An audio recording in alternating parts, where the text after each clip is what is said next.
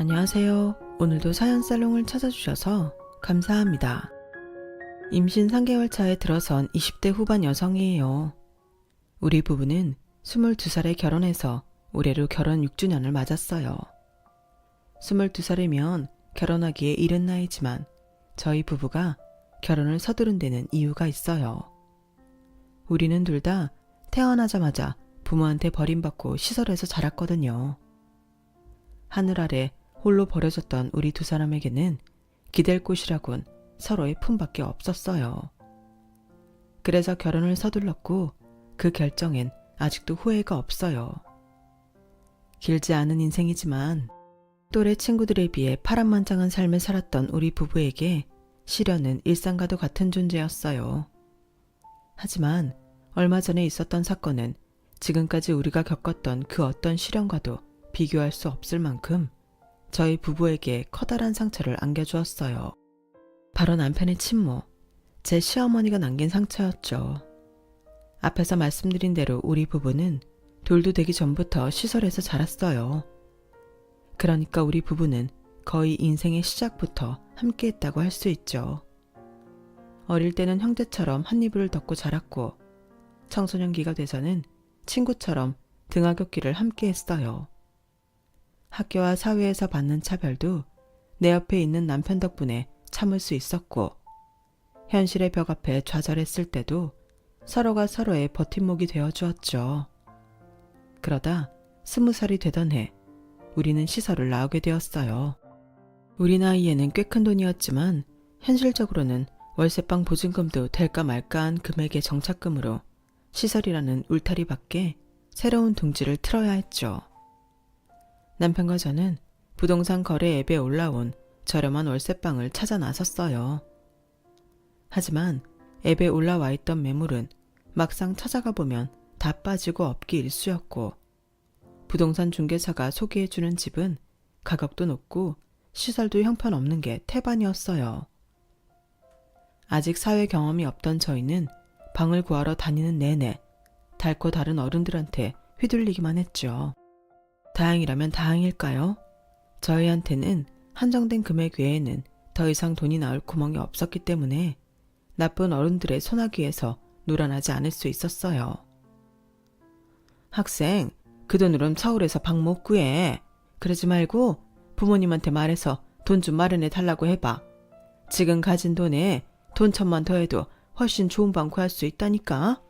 설마 부모님이 자식 위해서 그 정도 못 해주실까? 누군가에겐 쉬운 일일지 모르겠지만 적어도 저희 두 사람한테는 절대 불가능한 일이라는 걸 그분들은 모르시더라고요. 결국 방 구하는 게 녹록지 않았던 저희는 시설에 자원봉사를 하러 오는 대학생 언니 오빠들한테 도움을 청했어요. 그랬더니 며칠도 안 돼서 대학가 주변에 저렴한 방을 구해주었어요. 그렇게 구한 방 중에 하나는 제가 하고 나머지 방은 남편이 하기로 했는데 계약 첫날 돌연 남편이 계약을 안 하겠다고 하지 뭐예요.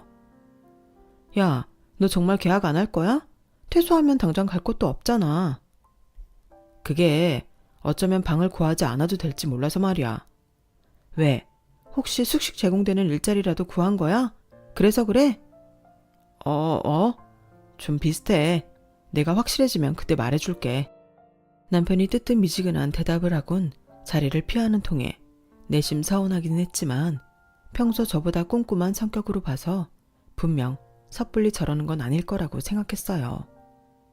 그런데 퇴소를 앞두고 하루는 남편이 제게 그러는 거예요. 시원아, 이거 비밀인데 나 엄마 찾았어. 시설에서 나가면 엄마랑 살 거야. 무엇보다 반가운 말이었지만 그 말을 듣는데 순간 가슴이 철렁했어요. 그동안은 서로 같은 처지였기에 누구보다 가깝게 느껴졌었는데 이제는 더 이상 우리가 같은 처지가 아니게 되었으니까요. 난 여전히 어두운 터널 속을 걷고 있는데 남편은 저 멀리 밝은 곳에 나가 있구나 하는 생각에 마냥 축하해 줄 수만은 없더라고요. 물론 겉으로는 웃는 얼굴로 축하한다는 말은 했지만 그런데 이어진 남편의 말에 약간 의구심이 생기더라고요. 근데 말이야, 이거 원장님이랑 선생님들한테는 비밀이다. 실은 엄마가 나랑 살 집을 구하는데 돈이 부족해서 내 정착금도 보태야 하거든. 그러니까 나 엄마 찾은 거 비밀로 해줬으면 좋겠어. 엄마는 아무한테도 말하지 말라고 했지만 그래도 너한테는 말해야 할 것 같아서 말하는 거야. 걱정 마, 얘기 안 해. 근데 나는 좀 걱정이 돼. 너희 엄마가 정말 같이 살겠다고 한 거 맞는 거지? 집은 어디에 구했는지 가봤어? 솔직히 돈이 부족하면 집 규모를 줄여가면 될 텐데 굳이 네 정착금까지 달라고 했다는 게 나는 좀 마음에 걸려. 정말 믿을 수 있는 거야? 그 말에 남편은 불같이 화를 냈어요. 야, 이시원, 너 지금 우리 엄마를 의심하는 거야? 아무렴 엄마가 자식한테 거짓말을 하겠냐? 왜? 내가 엄마 찾았다니까 배 아파서 그래? 나랑 같은 고아로 살다가 나만 탈출하는 것 같아서 배 아파 그러냐고. 정연이 너 무슨 말이 그러니? 난 그저 네가 걱정돼서. 그러자 남편은 제 말을 뚝 자르며 말했어요. 됐어. 그깟 걱정 필요 없으니까 앞으로 내일에 상관 마. 시설 퇴소를 며칠 앞두고 20년 가까이 친구이자 남매처럼 지냈던 우리는 그렇게 갈라서게 되었어요. 퇴소 후 저는 계약해둔 집으로 이사를 했어요. 이사라고 해봐야 약간의 옷가지와 책, 그리고 후원자분들이 보내주신 살림도구 몇 개가 전부였지만 그래도 이것도 이사라고 반나절이 훌쩍 지나가 버리더라고요. 해가 지고서야 어느 정도 정리를 마치고 밥을 먹게 되었어요. 이삿날에는 짜장면이라도 이사를 도와준 대학생 봉사자분들과 방바닥에 둘러앉아 먹는데 순간 이 자리에 없는 남편 생각이 나더라고요. 평소대로라면 누구보다 열심히 짐도 나르고 제 걱정을 해줄 친구인데 방범창은 튼튼한지 누수가 되는 곳은 없는지 유난이다 싶을 정도로 꼼꼼하게 집안을 살피며 잔소리를 해댈 녀석이 더는 내 곁에 없다는 걸 깨닫자 부모 잃은 새처럼 어깨에 힘이 쭉 빠지는 것 같았어요. 태어나서 지금까지 하루도 떨어져 지낸 적이 없던 터라 그 빈자리가 더욱 크게만 느껴졌는지도 모르겠네요. 그러면서도 한편으론 나한테 그따위 소리나 해놓고는 사과도 않고 나보다 하루 일찍 퇴소를 해버린 남편이 믿기도 했어요. 그래, 이렇게 나온다 이거지? 좋아, 나도 너 있고 혼자 잘 살 거다. 앞으론 길에서 우연히 보더라도 아는 척하지 말자. 속으로 이를 박박 갈면서 단무지를 씹어댔죠. 이사를 마친 그날 혼자 텅 빈 방에서 잠을 자려는데 기분이 이상하더라고요. 그리 넓은 방도 아닌데 작은 소리도 울리는 게 마치 세상에 혼자 남겨진 것 같은 기분마저 들었어요. 평소 제 옆에서 귀찮게 하던 동생들도 없고 제 물건에 손을 댈 짓궂은 애들도 없으니 좋아해야 마땅한데 오히려 그 귀찮았던 순간들이 그리워지기까지 한 거예요. 혼자라는 게 이렇게 허전한 거구나 하는 걸 퇴소 전날 깨달을 수 있었어요. 그래서 더 남편이 그립더라고요. 하지만 언제까지고 감상에 빠져 살 수만은 없었어요. 이제는 먹는 것도 입는 것도 온전히 제 손으로 해결해야 하는 만큼 열심히 벌어야 했거든요. 당시 저는 아직 고정적인 일자리를 찾지 못해서 전부터 하고 있던 패스트푸드점 아르바이트를 하고 있었어요. 학교도 졸업하고 시간이 많아서 타임을 늘렸더니 엄청 피곤해서 퇴근하고 나면 집에 와서 쓰러지듯 잠들기 일쑤였어요. 그러던 어느 날이었죠. 피곤에 쩔어서 잠이 들었는데 초인종 소리가 들리더라고요. 그 시각에 나를 찾아올 사람이 없어서 잘못 누른 거겠거니 하고 다시 잠을 청하려는데 이번엔 문을 두드리는 소리가 들리더라고요. 순간 겁이 덜컥 났어요. 그럴 리는 없지만 문 밖에 저 사람이 당장 현관문을 뜯고 들어오지 않을까 걱정이 됐거든요. 이 시간에 도움을 청할 곳도 없어서 막막한 그때 문 밖에서 낯익은 목소리가 들렸어요. 시원아, 나야 정연이. 안에 있으면 문 좀 열어줘. 정연이란 말에 순식간에 긴장이 풀어졌어요. 그리고 니네 화가 치밀었죠. 야, 지금이 몇 시인데 남의 집에 찾아와서 문을 열래? 볼멘 소리를 하면서 현관문을 열었는데 글쎄, 야 이정연, 너 꼴이 왜 이래? 제 눈앞에 서 있는 남편의 모습은 서울역에서 보던 노숙자나 다름없었어요. 정말 미안한데 나 며칠만 재워주면 안 될까? 나 갈 데가 없어. 창피함도 무릅쓰고 나를 찾아온 남편은 그 말을 하면서 울먹였어요. 그 모습을 보고 제가 어떻게 돌려보낼 수가 있겠어요. 야, 친구끼리 뭐가 미안하냐? 이 멍청아. 그딴 소리 할 시간 있으면 당장 들어와서 씻어. 너 냄새 엄청 구리니까. 저는 남편을 데리고 들어와 욕실에 밀어 넣었어요. 그리곤 제가 가진 옷 중에서 사이즈가 가장 큰 바지랑 티셔츠를 꺼내 욕실 문 앞에 놓았어요. 아무래도 상태를 보아하니 며칠 굶은 것 같아서 라면을 끓이고 비상용 햇반도 하나 데웠어요. 씻고 나온 남편은 제 예상대로 배가 많이 고팠는지 자존심이고 뭐고 허겁지겁 라면을 먹느라 바빴어요. 밥을 다 먹은 남편은 그제야 잊었던 창피함이 밀려왔는지 저랑 눈도 못 마주치고 고개를 숙이더군요. 너 엄마랑 산다고 친구도 버리고 가더니 왜 이 꼴로 왔냐? 혹시 너 엄마한테 쫓겨났냐? 그러자 남편이 어깨를 들썩이며 흐느끼기 시작했어요. 20년간 같이 살았지만 그런 모습은 처음이라서 당황한 저는 어쩔 줄 몰라 했죠. 한참을 흐느끼던 남편은 어느 정도 마음이 진정됐는지 지난 한 달여간 있었던 일들을 전해주었어요. 퇴소하던 날 택시에 짐을 싣고 함께 살기로 한 집까지 갔더니 정작 그 집에선 엉뚱한 사람이 나오더래요. 같이 살 집을 구한다고 남편의 정착금까지 받아간 엄마는 돈만 챙기곤 호련히 사라진 뒤였죠. 휴대폰으로 전화를 해보니 없는 번호라는 멘트만 흘러나왔고요. 엄마한테 2번이나 버려졌다는 사실에 하늘이 무너지는 것 같았대요. 게다가 정착금마저 뺏겼으니 당장 살 집을 구할 길도 없었죠.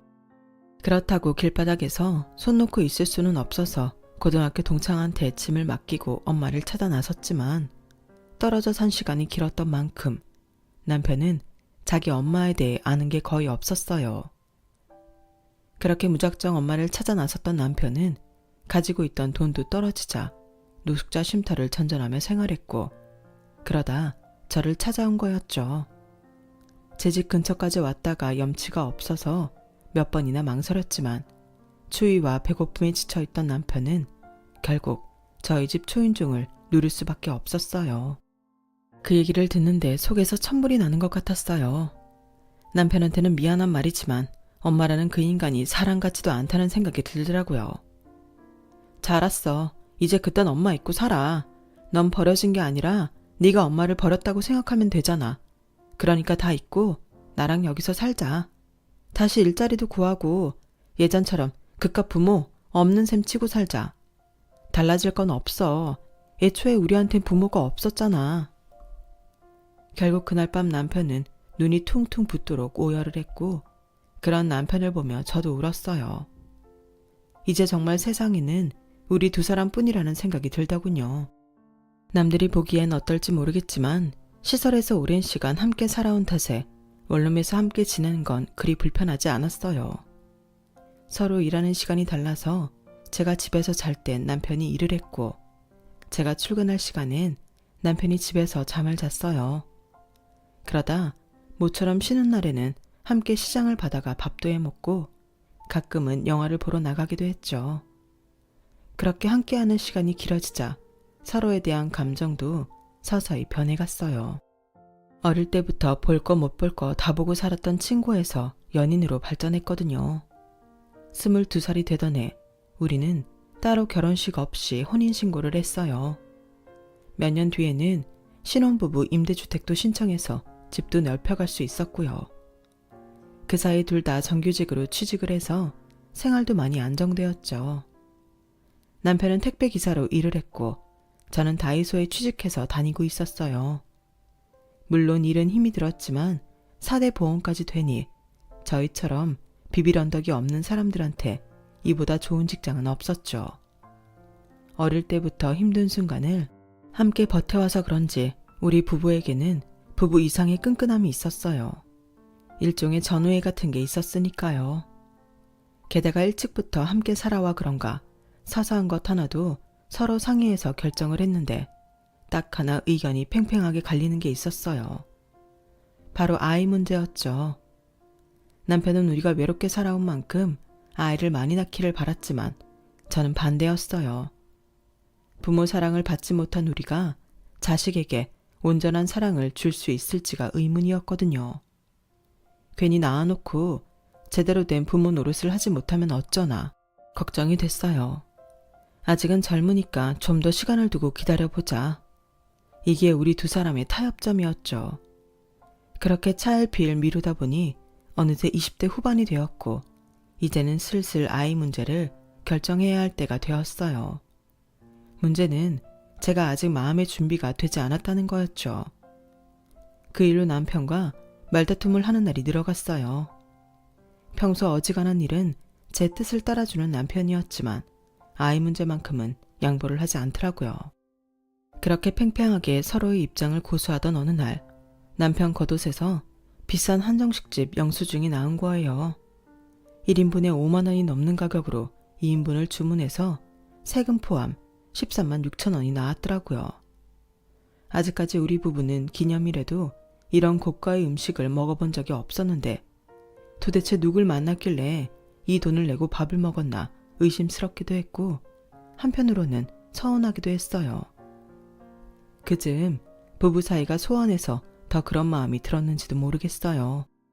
그런데 이후로도 남편 주머니에선 의심스러운 영수증들이 연이어 나오기 시작했어요. 극장 티켓부터 평소에는 다니지 않던 고가의 커피 전문점 영수증, 심지어 모텔 숙박 영수증까지 말이죠. 이건 누가 봐도 외도의 증거가 분명했어요. 그래서 남편의 뒤를 밟기로 하곤 쉬는 날 아침부터 외출을 하는 남편을 따라 나섰어요. 남편은 렌트카까지 빌려서 누군가를 태우고 교회로 나가더군요. 도착한 곳은 과천에 있는 놀이동산이었어요. 나와는 한 번도 이런 곳에 온 적이 없었는데 남자가 바람이 나니 사람이 변하는구나 싶더라고요. 그런데 조금 가까이 가서 보니 남편과 팔짱을 낀 여자가 조금 이상한 거예요. 젊은 여자가 아닌 중년 아줌마였거든요. 두 사람은 연인 사이라기보다는 딱 봐도 부모 자식처럼 보였어요. 순간 설마 하는 생각이 들더라고요. 아니야, 그럴 리 없어. 2번이나 자기를 버린 엄마랑 저렇게 다정하게 다닐 리는 없지. 그러면서도 한편으로는 그동안 나 몰래 모자가 만나왔던 건가 하는 의심이 들었어요. 그날 저는 더는 남편의 뒤를 밟지 않고 혼자 집으로 돌아갔어요. 그리고 그날 밤 남편한테 물었죠. 오늘 놀이동산에서 데이트를 했던 사람이 누구냐고요. 너 거기 왔었어? 설마 나 미행한 거야? 지금 그게 중요하니? 그동안 네 주머니에서 나온 식당 영수증, 커피 전문점 영수증, 심지어 모텔 영수증까지 딱 봐도 외도 증거였어. 내 남편이 나 몰래 의심스러운 행동을 하는데 내가 가만히 있어야 했을까? 너라면 그랬겠니? 그러니까 말해. 그 여자 누구야? 설마 너희 엄마 다시 만나니? 제 물음에 남편은 잠시 뜸을 들이다가 입을 열었어요. 맞아, 우리 엄마야. 얼마 전에 다시 연락이 됐어. 진작 말하려고 했는데 너도 알잖아. 한동안 우리 냉전이었던 거. 아이 문제로 사이도 안 좋은데 우리 엄마 문제까지 꺼내면 더 불편해질 것 같아서 좀 이따가 말하려고 했어. 속이려고 했던 거 아니야. 믿어줘. 그래, 그건 그렇다 치고 왜 다시 나타난 건데? 그보다 넌 화도 안 나니? 너한테 어떻게 했는지 다 잊었어? 엄마도 그땐 어쩔 수 없었대. 전세 사기를 당해서 나 볼 면목이 없어서 그랬던 거래. 엄마 몸 하나도 건사하기 힘들어졌는데 괜히 나한테 기대게 될까봐 일부러 피하신 거래. 어이가 없었어요. 이런 말도 안 되는 변명을 믿으라고요? 야, 넌 그 말을 믿냐? 적어도 상황이 어떻게 된 건지는 알려줬어야지. 그랬으면 네가 네 엄마 찾아다니느라 노숙까지는 안 했을 거 아니야. 나 솔직히 니네 엄마 말 안 믿어. 아니, 못 믿어. 다른 것도 아니고 너한테는 목숨 같은 정착금이었어. 그걸 뺏어가 놓곤 어떻게 뻔뻔하게 네 앞에 다시 나타나. 너 바보냐? 어떻게 그런 사람을 아직도 믿냐고. 나도 알아. 나도 엄마가 의심스러워. 하지만 엄마잖아. 엄마니까 믿고 싶은 거야. 엄마가 날 속였다고 생각하면 견딜 수가 없을 것 같으니까. 시원아, 우리 엄마 한번 믿어주자. 내가 이렇게 부탁할게. 울먹이는 남편을 보자 저도 마음이 시큰해졌어요. 저라고 남편 마음을 모르겠어요. 세상 누구보다 잘 알죠. 그래서 더 마음이 아팠어요. 이번에도 남편이 상처를 받을 게 제 눈에 훤히 보였으니까요. 그래도 남편 부탁을 거절할 수는 없더라고요. 내 인생의 유일한 가족이자 버팀목인데 나마저 외면하면 안 될 것 같았거든요. 그래서 얼마 뒤 정식으로 시어머니를 집에 초대했어요.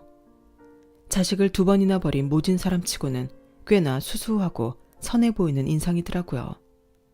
이런 사람이 어떻게 자식 가슴에 2번이나 비수를 꼽았을까 의아할 정도였죠. 남편은 평소보다 들뜬 표정으로 자기 엄마한테 저를 소개했어요. 시설에서 함께 자라온 것과 자기가 힘들 때 선뜻 방 한 켠을 내어준 사람이라고 말이죠. 그랬구나. 그때 그 친구구나. 미안해요. 내가 전세 사기를 당하는 바람에 그쪽한테도 신세를 지게 되었네요. 엄마도 참 그쪽이 뭐야 며느리한테. 하참 그렇지. 내가 죄 많은 애미라서 며느리라고 부를 염치가 없네. 괜찮다면 날 시어머니로 받아줄래요? 선택의 여지가 없는 상황이라 저는 고개를 끄덕였어요. 남편이 기대에 찬 눈빛으로 바라보고 있는데 싫다고 할 수 없었거든요. 그래요. 그럼 지금부터는 내가 말로 올게요. 우리 앞으로 잘 지내보자 며느라. 제 손을 꼭 잡으시곤 선하게 웃으시는데 그 모습이 제 눈에는 가면 쓴 독사처럼 느껴졌어요. 그래서 온몸에 소름이 돋더라고요. 그날 인사를 나눈 뒤 시어머니는 수시로 집에 찾아왔어요. 택배 일을 하는 남편은 늦게 퇴근을 해서 먼저 퇴근해 있던 제가 시어머니를 맞는 날이 많았어요. 그러다 보니 자연스레 시어머니랑 보내는 시간이 많았어요. 처음엔 나긋나긋하게 저를 대하시던 시어머니는 조금씩 특유의 시어머니 노릇을 하려 들었어요. 제 반찬 솜씨를 가지고 타박을 하거나 옷장에 걸린 남편 옷을 보고는 타박을 하시더라고요. 예, 넌 네 남편을 뭘로 아는 거냐? 세상에 이게 옷이니? 거적대기지? 어떻게 된 게 입을 만한 옷이 하나도 없니? 넌 네 입을 옷은 사들이면서 네 남편은 이렇게 거지꼴로 다니게 하니? 지금까지 이러고 산 거야? 세상에. 그리고 말 나온 김에 얘기 좀 하자. 너 애 안 갖겠다고 그랬다며? 어머님, 그게 아니라 아직 마음의 준비를. 그러자 제 말을 딱 자르며 한숨을 쉬시더라고요. 세상에 기가 막혀서 말도 안 나온다. 예, 니들처럼 부모 없이 자란 애들은 하나라도 더 낳아서 북적대고 살아야 하는 거야. 근데 뭐? 마음의 준비? 넌 무슨 놈의 준비를 6년이나 하니? 그 놈의 마음은 이번 생에 준비가 되긴 하는 거냐? 쓸데없는 고집 부리지 말고 애부터 가져. 난 또 뭐 대단한 이유라도 있다고? 네 고집 때문에 우리 집 대끈을 생각 말고 얼른 애부터 낳아. 굴러들어온 돌이 박힌 돌 빼낸다는 말은 익히 들어와서 알고 있었지만 그 말을 이렇게 심하게 실감하게 될지 몰랐어요. 시어머니는 저희 부부의 은밀한 영역까지 침범해서는 자기 뜻대로 휘저으려 하셨어요. 솔직히 당장이라도 대들고 싶었어요. 어머님이 언제부터 엄마 노릇을 했다고 이러시는 거예요. 괜히 잘 살고 있는 우리 부부 사이에 분란 일으키지 마시고 가만 계세요. 하지만 목구멍까지 올라온 이 말을 그대로 삭힐 수밖에 없었어요. 제가 이렇게 따졌다가는 상처는 고스란히 제 남편이 받게 될 테니까요. 그런데 얼마 뒤 기함을 토할 일이 생긴 거예요.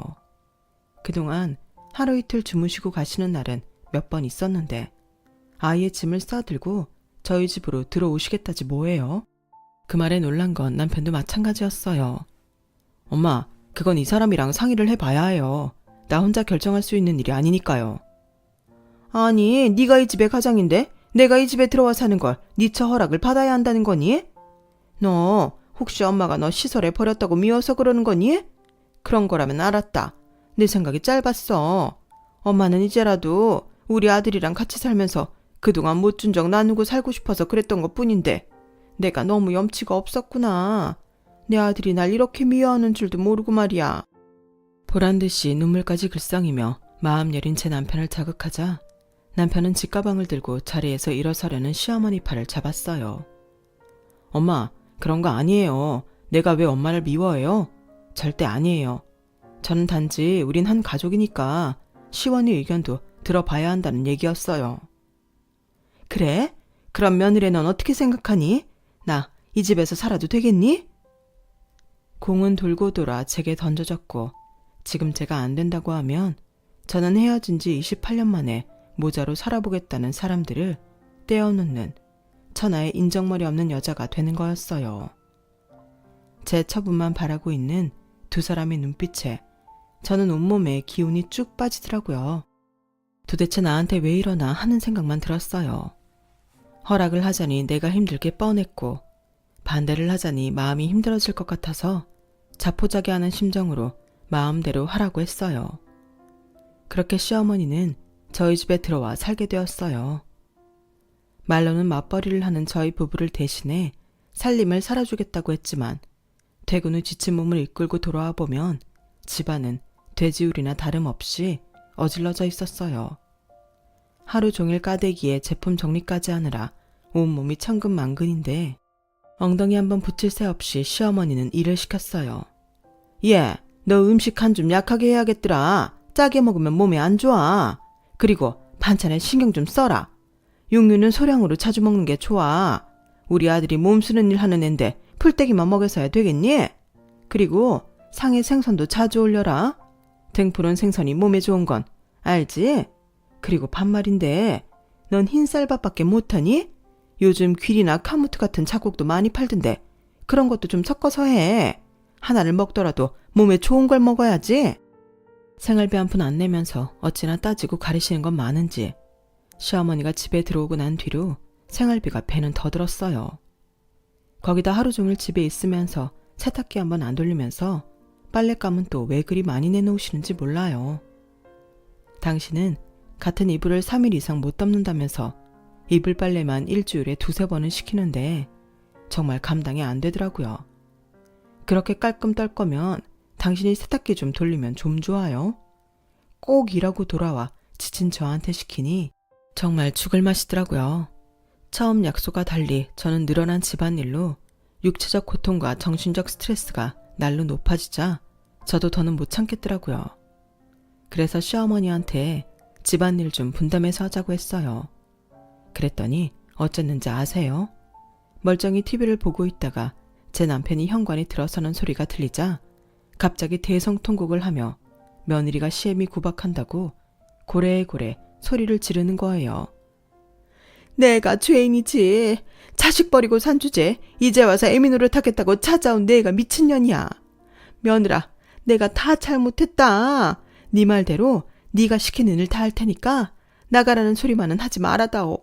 내가 내일부터 새벽같이 일어나 아침밥도 짓고 청소에 빨래까지 다 맡아 할 테니까 나 좀 내 아들 곁에서 살게 해주렴. 내가 살면 얼마나 살겠니? 남은 인생 금쪽 같은 내 새끼 곁에서 살아보고 싶은 애미 마음을 이해 좀 해주면 안 되겠니? 네가 시키는 건 다 할 테니 제발. 시어머니가 닭똥 같은 눈물까지 뚝뚝 흘리며 내 다리를 잡고 통곡하자 남편이 제게 불같이 화를 냈어요. 야, 이시원, 너 우리 엄마한테 뭐라고 한 거야? 너 없을 때 너 항상 이렇게 우리 엄마를 구박했던 거니? 네가 뭔데 우리 엄마한테 이래? 나도 용서하겠다는데 네가 왜 난리냐고. 아들아, 이러지 마라. 얘는 잘못 없다. 다 내 탓이야. 내가 집안일 소홀히 해서 그래서 얘가 한 소리 한 것뿐이야. 다 이애미 탓이니까 네 처한테 뭐라고 하지 마라. 아주 누가 보면 제가 시어머니를 구박하는 줄 알 정도로 시어머니는 쇼를 해댔어요. 적어도 남편은 어머니의 눈간에 확실히 넘어간 것 같더라고요. 남편은 결혼 이후 처음으로 얼굴까지 붉히며 제게 화를 냈고 제가 아무리 변명을 해도 들을 생각을 하지 않더라고요. 결국 그 일로 남편과 저는 한동안 말도 섞지 않았어요. 그때 처음으로 이혼에 대해 진지하게 고민을 하게 되었죠. 하지만 이렇게 남편과 헤어지고 싶지는 않았어요. 언제고 시어머니는 제 남편을 상대로 단물만 빼먹고 버릴 게 뻔했으니까요. 비록 지금은 남편이 믿긴 했지만 그래도 끝까지 내 남편을 지켜주고 싶다는 마음이 더 컸어요. 그래서 참고 버티기로 했죠. 시간이 지나자 남편도 제게 너무했다 싶었는지 제 눈치를 슬슬 보더라고요. 그러자 시어머니가 이때다 싶었는지 남편과 제 사이에서 일부러 회방을 놓더라고요. 평소에 손에 물 한 번 안 묻히던 시어머니는 아들 먹인다고 삼계탕을 끓이질 않나, 갈비찜을 하질 않나, 아주 눈물겨워서 혼자 보기 힘들 정도였어요. 남편은 난생 처음 엄마가 해주는 음식을 받아 먹으면서도 표정이 어두웠어요. 아무래도 저한테 미안해서 그랬던 모양이에요. 아들, 왜 이렇게 안 먹어? 엄마가 기껏 힘들게 만들었는데 좀 더 먹어봐. 엄마, 미안한데요. 나 정말 속이 안 좋아서 그래요. 나중에 먹을 테니까 엄마 먼저 드세요. 왜? 몸이 어디 안 좋아? 혹시 아픈 데 있는 거니? 그런 거면 엄마랑 병원에 가자. 가서 검사 좀 받아보자고. 아니에요. 그냥 하루 푹 자면 돼요. 그런데 그 순간 어머님이 이성을 잃고 버럭 소리를 치더라고요. 네가 의사야? 니깎게 뭘 한다고 병원에 안 간대? 가서 검사 받고 몸에 이상이 있는지 확인해야 될 거 아니야. 내가 이 노력을 했는데 네가 몸에 이상이 있으면 그땐 내가 억울해서 어떡하냐고. 우리 상우 생각하면 한시가 급한데. 별거 아닌 일에 폭주한 시어머니에 남편도 저도 순간 깜짝 놀랐어요. 시어머니도 그제야 자기가 한 행동이 과하다는 걸 느꼈는지 수습을 하려고 안달을 했죠. 아니, 그러니까 나는 우리 아들이 걱정돼서 그런 거지 다른 뜻은 없어. 하지만 이미 남편은 미심쩍은 표정으로 변한 뒤였어요. 아들 걱정이 돼서 그런다고요? 아들 누구요? 방금 말한 상우라는 사람이요? 아니, 그게 그러니까 엄마가 다 설명할게. 일단 진정하고 숨 좀 고르고 얘기하자. 그냥 하세요. 저 멀쩡하니까. 왜 내 건강을 상우라는 사람이랑 관련지어 말하신 건데요? 내가 그 사람한테 내 장기라도 떼어줘야 하는 거예요. 그래서 나 찾아온 거였어요. 남편은 표정 변화 없이 담담하게 물었어요. 하지만 대답을 앞둔 시어머니는 손가락을 바들바들 떨 정도로 긴장한 티가 역력했어요. 실은 재혼해서 낳은 아들이 하나 있다. 어릴 때부터 간에 문제가 있었는데 얼마 전에 상태가 많이 안 좋아져서 이식밖에는 방법이 없다는구나. 그런데 애 아빠도 간이 안 좋아서 안 된다고 하고 나도 암 수술을 받은 적이 있어서 몸 상태가 그리 좋지가 않아. 믿을 거라곤 너 하나뿐이야. 이렇게 된 거 부탁 좀 하자. 우리 상우한테 간 좀 떼어줘. 많이도 아니야. 너 생활하는데 불편하지 않을 만큼만 떼어갈게. 엄마가 이렇게 부탁한다. 그 말을 듣는데 기가 막혀서 말이 안 나오더라고요. 돈도 아니고 이젠 간까지 떼어달라고요? 나만 놓고 버릴 땐 언제고 자기가 필요할 때만 찾아와서 이용해 먹고 가는 게 무슨 엄마래요? 그런데도 남편은 얼굴색 하나 변하지 않은 채 조용히 말을 이어갔어요. 제 간이면 돼요. 그거면 엄마가 행복해지시는 거예요. 그래, 다른 거 필요 없어. 엄마는 제발 우리 상우 위에 간만 떼어준다면 정말 바랄 게 없이 행복할 거야. 그 말에 남편은 자기 엄마 얼굴을 물끄러미 바라봤어요. 간절하게 매달리는 그 모습에 결국 남편은 눈물을 흘리더군요. 저는 남편이 어떤 심정으로 눈물을 흘리는지 누구보다 잘 알겠는데 시어머니는 그렇지 않았나 봐요. 이제 일이 다 성사됐다 싶었는지 들뜬 목소리로 그러는 거예요. 네가 택배 일한 데서 얼마나 다행이었는지 모른다. 하루 종일 뛰어다니는 일이니 따로 운동 안 해도 몸이 튼튼할 거 아니니. 이식 수술할 때 장기 공여자 건강이 얼마나 중요한지 아니? 최고로 쳐주는 게 젊고 튼튼한 20대 장기란다. 아무래도 장기가 싱싱하니까. 자기 아들을 두고 싱싱한 장기 취급을 하는 시어머니를 보니 순간 이성의 끈이 뚝 끊어져 버렸어요. 미친 소리하고 자빠졌네. 뭐? 내 남편을 두고 싱싱한 장기가 어쩌고 어째? 당신이 이거도 엄마야? 당신이 사람이냐고. 어떻게 자기 아들 마음은 생각 않고 배갈라서 장기 빼갈 생각만 해? 상운지 뭔지 그 아들은 귀하고 눈앞에 앉는 이 아들은 고작 간 빼먹을 수 있는 껍데기로만 보이는 거냐고. 당신이 무슨 권리로 내 남편 간을 빼가겠다고 하는지 모르겠지만 난 절대 안 줄 거야. 손톱만큼도, 아니 눈곱만큼도 안 돼. 당신한테는 이 사람이 별거 아닐지 모르겠지만 나한텐 세상에서 가장 소중하고 귀한 사람이야. 당신이 함부로 상처 줘도 되는 사람이 아니라고. 그러니까 미친 소리 그만하고 당장 우리 집에서 나가. 당장 꺼지라고. 이게 어디서 시애미한테 지랄이야? 야, 내가 언제 너한테 간 떼어달라고 했냐? 내 아들한테 엄마가 간달라고 하는데 네가 무슨 상관이야. 얘는 내가 낳았어. 네 아들이 아니라 내 아들이라고. 그러니까 넌 빠져. 처음부터 눈에 거슬린다 했더니 끝까지 방해를 하고 지랄이야. 아들, 이런 여자랑 말 섞지 말고 엄마랑 병원부터 가자. 가서 이식 척학 검사부터 받고 수술 날짜도 잡아야지. 시어머니는 제 남편 손을 끌어당기며 병원에 가자고 재촉했어요. 그러자 남편이 그 손을 뿌리치며 그러더군요. 내가 간을 줘야 엄마가 행복하다면서요. 그래, 그러니까 엄마랑 병원 가자. 싫어요. 나 병원 안 갈 거예요. 난 엄마가 행복한 거 원하지 않거든요. 날 낳자마자 시설에 버려놓고 20년 동안 한 번도 찾아오지 않았잖아요. 기껏 찾아와선 내 정착금 훔쳐서 도망쳤잖아요. 그래놓곤 이제 살만하니까 찾아와선 내 간까지 내놓으라고요?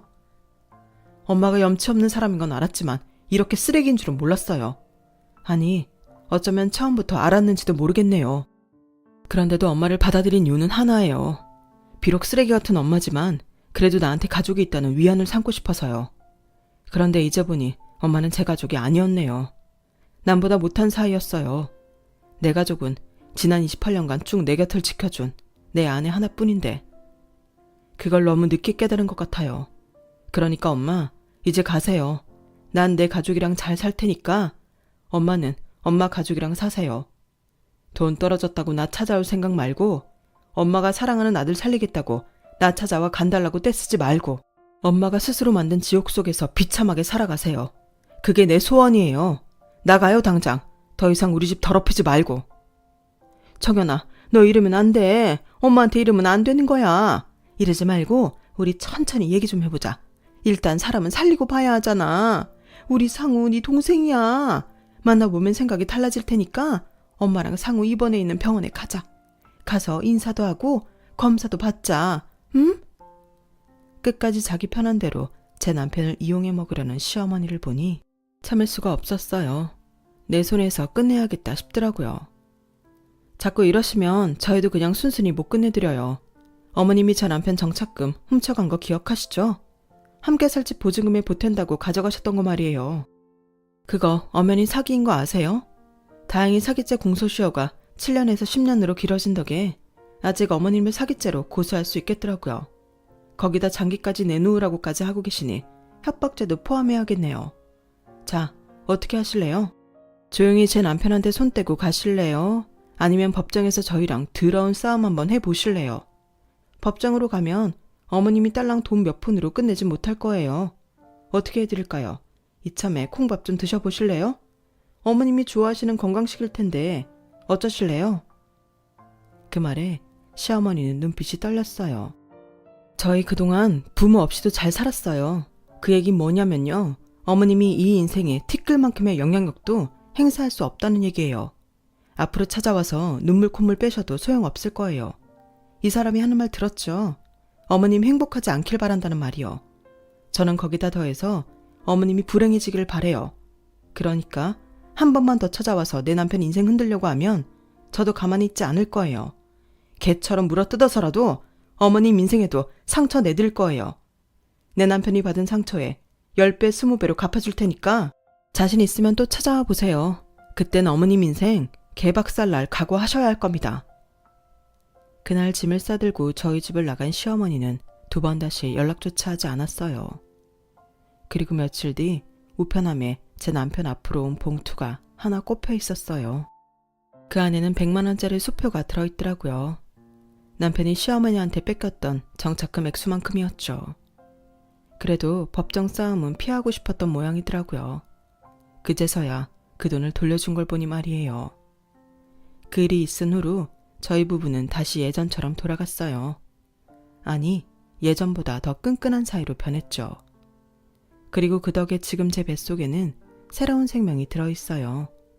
임신 사실에 놀라긴 했지만 눈물까지 흘리며 기뻐하는 남편을 보니 왠지 저도 뿌듯하더라고요. 아직도 제가 좋은 부모가 될 자신은 없지만 노력해 보려고 합니다. 남편과 함께라면 왠지 잘해낼 수 있을 것 같거든요. 비록 서툴지는 몰라도 내 자식을 끝까지 책임질 수 있는 부모가 될 생각입니다. 그거야말로 우리를 버린 부모한테 하는 가장 우아한 복수가 아닐까 생각하거든요. 지금까지 제 사연을 들어주셔서 감사합니다. 들어주신 좋은 부모님들 항상 건강하시고 행복하세요. 여러분, 사연 댓글에 응원과 현명한 조언 부탁드려요. 좋아요와 구독은 저에게 큰 힘이 됩니다. 오늘도 좋은 일 가득하세요.